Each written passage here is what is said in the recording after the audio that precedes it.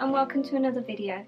It's been a while since my last video because I've been really busy working on lots of projects, but hopefully now I'm back with a lot more sewing videos ready to show you guys.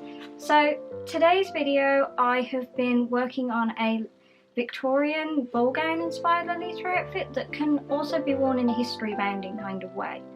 To make this dress, I used one of the patterns in this book, which I think is an amazing resource for anybody who's interested in historical costuming, history bounding, and Lolita as well, because it's really easy once you've got the knowledge to alter patterns to make them more in a Lolita style, which is what I did. I've put some links in the description below if you're interested in getting this book or just checking out the author's work. With this dress, it was my first time making anything like this, so there are a few things that I probably would have changed at how I made it, but I'm really pleased with the overall look of the finished article, and I hope you enjoy watching how I made it, so yeah. As is always important, I started this project by making mock-ups from calico. I already had a skirt pattern as I've made quite a few skirts like this before, so most of the mock-up process I focused on the bodice. I used red taffeta and black cotton to make the actual dress. Unlike the calico used to make the mock-up, taffeta is heavy and slippy, so I had to bear this in mind during the mock-up process. As I was making this dress as two separate pieces of clothing, I decided to focus on doing the skirt first. The skirt was gathered using a ruffler foot and has a black cotton underskirt trimmed with lace. It fastens at the back with two press studs and is laced up at the waist. Lace was attached around the bottom of the skirt, but make sure if you do this the lace isn't pulled too tautly or it won't fall into place with the skirt when a petticoat is underneath. The bodice was flat lined with black cotton and I used an overlocking stitch on the raw edges. After it was constructed, I added metal grommets to the back and started to add the boning channels. I had a lot of fun making the cute little puffy sleeves and I'm very happy with the way they turned out. I found the bertha quite difficult to pleat and I may make adjustments to this at a later date, but I feel I still have a lot to learn about bodice construction in general before I'll be completely happy with this dress. I put spiral steel boning into the bodice to give strength at the back and smooth out the material. Of course it won't look perfectly smooth as this type of bodice was designed to go over a corset.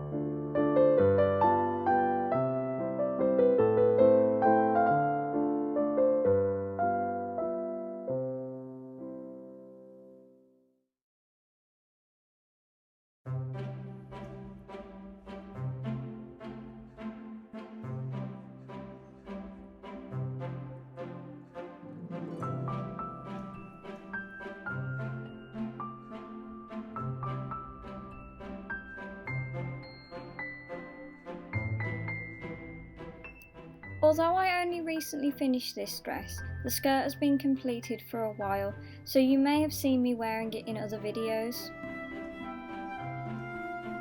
It can be worn in a variety of ways, either with a blouse underneath the wide waistband or over the top of it.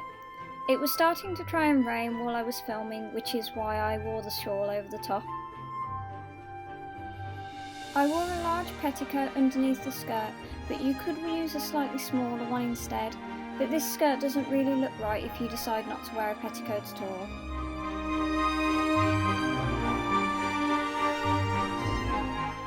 Like I said earlier, this outfit isn't perfect, but for me this project was a learning experience, and I feel that I can use what I've learned in future projects, and maybe I'll come back and work on this dress again.